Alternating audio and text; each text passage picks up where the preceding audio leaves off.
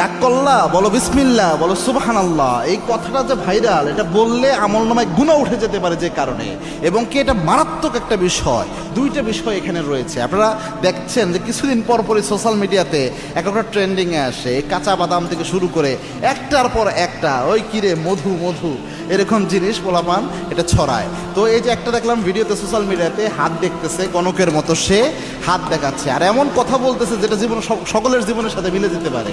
আর দেখার পরে বলতেছে যে ঠিক কি না, ওই ছেলে বলতেছে ঠিক। কি রাগ করলা? কয় না।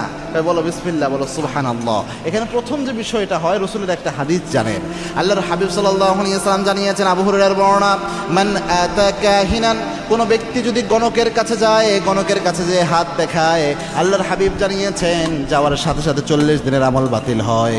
আরেক বর্ণনায় এসেছে, আল্লাহর হাবিব বলেছেন রসুলের উপর যা নাজিল হয়েছে সব কিছু অস্বীকার করার গুনাহ আল্লাহ আমলনামায় দিয়ে দেয়, সব কিছুর সাথে কুফরি করা হয়ে যায়।